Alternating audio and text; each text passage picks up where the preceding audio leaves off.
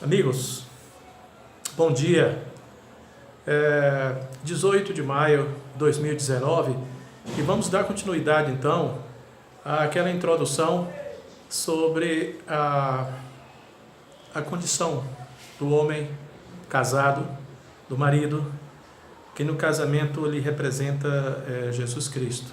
Estávamos falando sobre Cântico dos Cânticos, em que eu tinha afirmado que lá no livro do Cântico dos Cânticos, ele é formado por dois protagonistas, na verdade duas pessoas que estavam inspiradas pelo Espírito Santo, e na narrativa você vê um personagem masculino fazendo declarações à sua companheira. Também, em momentos, a protagonista faz declarações ao seu marido e ela também declama frases, sempre frases que enaltecem, frases que engrandecem a pessoa do seu companheiro, do seu marido. Amigos, eu estava dizendo a vocês na gravação anterior que o protagonista, a parte masculina, é o profeta Salomão. E na verdade ali ele não se intitula como rei Salomão. Na verdade, Salomão estava representando Cristo. Ali, na verdade, são as palavras de Cristo à igreja. Então, Cristo tem uma esposa, essa esposa é a igreja. Então, naquela ocasião que os fariseus, os escribas confrontaram Jesus, perguntaram a ele como seria em que uma família, em que um irmão mais velho casou-se com uma mulher. E ele faleceu. Por tradição judaica, casaria o segundo irmão mais velho, o irmão que viesse depois dele. E era uma família de 6 irmãos. Os 5 irmãos vieram a casar com essa esposa e faleceram, certo? Então, o primeiro e mais 5, porque ele tinha mais 5 irmãos. E todos vieram a falecer.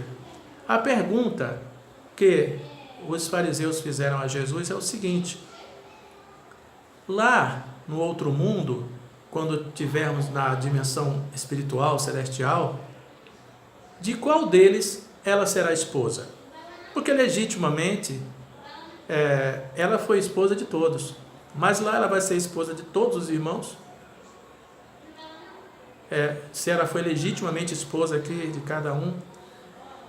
Aí o que Jesus respondeu a eles é a purissíssima verdade, a mais original e espiritual verdade. Lá no outro mundo, lá onde nós estivermos na dimensão celestial, espiritual, na condição de salvos, na condição de celestiais salvos, nós não nos daremos a casamento. O casamento, ele tem um sentido físico aqui, em que homem e mulher se casam. Pelo menos esse é o projeto de Deus. E sempre será, porque a palavra dele é ontem, hoje, será eternamente. Mas o contexto espiritual é outro. Lá seremos todos iguais. Então, a versão de esposa, de mulher aqui, no mundo espiritual, nós seremos todos semelhantes aos anjos. Então, se há com quem comparar a nossa situação em um tempo vindouro, ou seja, a nossa situação espiritual celestial, é comparar com os anjos. Então, não existe essa questão de marido e esposa, e não interessava quantos esposos ela tivesse, irmãos ou não, e de qual legitimamente ela seria esposa, porque ela será também como qualquer um dos outros maridos que ela teve, uma vez salva, uma vez na condição da salvação, todos são de aparência angelical, ou algo a se comparar. A Bíblia diz que nós seremos superiores aos anjos, porque haveremos de julgar os anjos. Mas Jesus Cristo ali expressa, é necessário, para esses dias aqui da terra, que nós tivéssemos esse exemplo em Cristo Jesus, da verdadeira consideração que o marido deve ter pela esposa e vice-versa.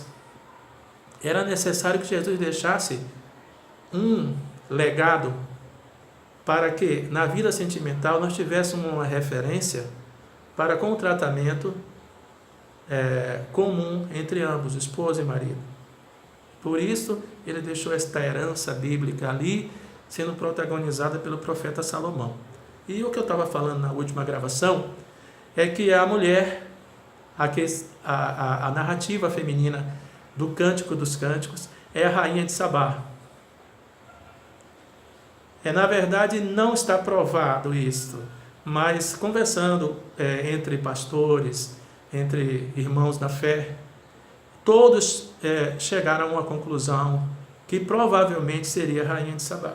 Por quê? Entre as 700 esposas que Salomão teve e entre as 300 ou mais dançarinas e concubinas, tinha uma mulher especial. A rainha de Sabá marcou na vida de Salomão, e isso a gente lê lá nas Escrituras, uma mulher muito especial na vida dele. A rainha de Sabá, ela se converteu, gente. Jesus Cristo falou sobre a rainha de Sabá. Ele disse que a rainha se levantaria, uma rainha dos povos antigos, se levantaria para julgar.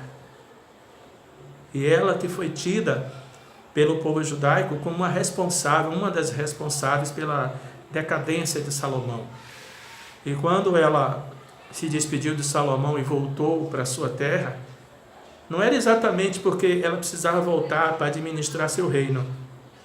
Ela ficou um período em Jerusalém, ficou um período ao lado de Salomão, teve um filho, esse filho que ela colocou o nome de Davi, e quando ela se despediu de Salomão, ela disse, olha, eu estou indo porque eu quero que o povo volte a ter respeito pelo teu trono. Salomão estava como que um rei um tanto desmoralizado por causa das suas diversas esposas terem transformado Jerusalém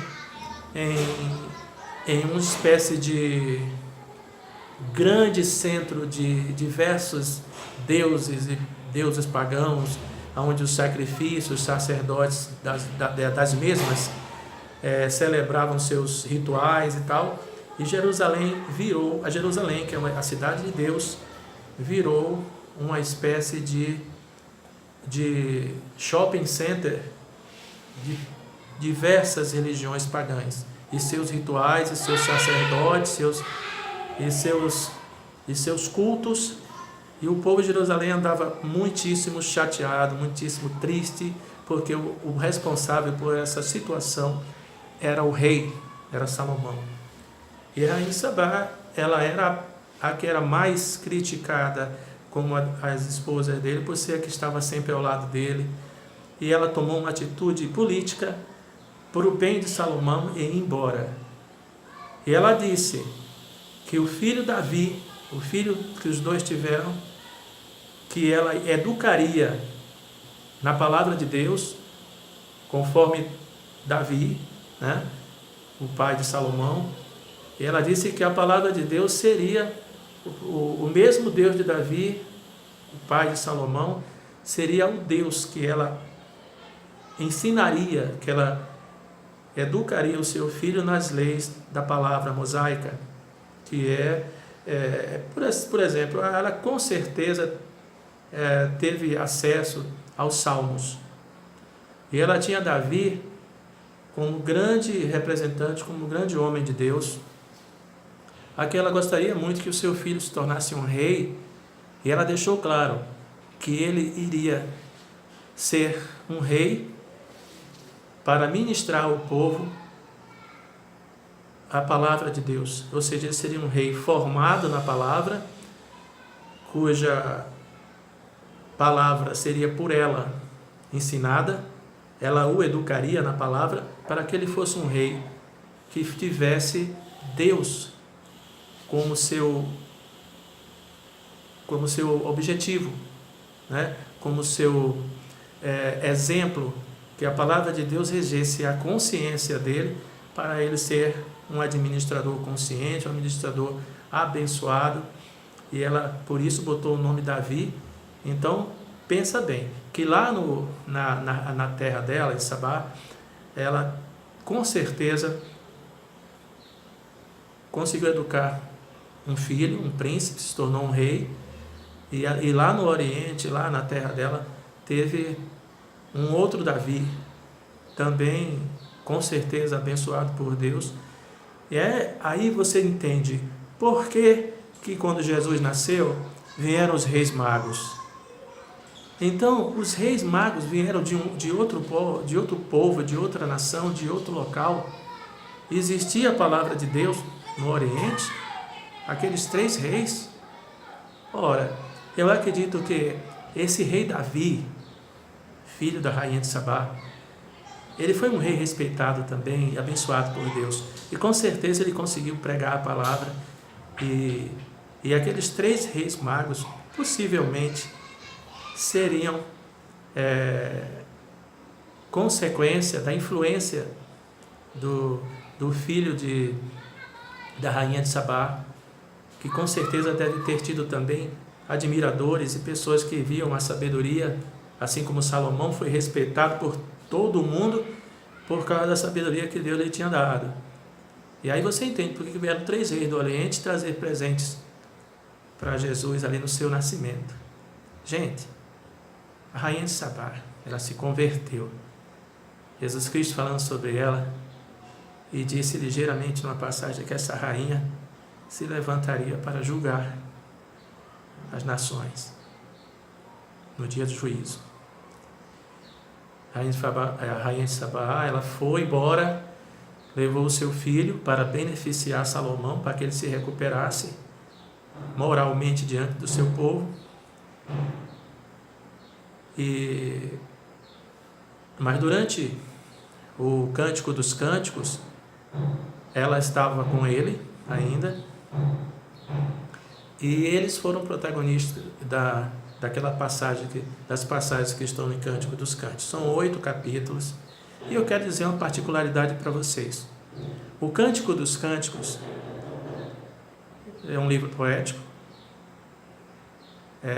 indiscutível, porém são orações, gente, é uma herança de Cristo, é uma herança de Deus. Na época, usando Salomão e a rainha de Sabá, subse-entende Salomão, óbvio, né? E aquela esposa, aquela mulher, tinha que ser a principal dele, a única que se fala biblicamente que teve um contato, uma experiência com Deus e se converteu, né? Deixando as suas práticas fetichistas, suas práticas pagãs, para ser temente ao Deus vivo.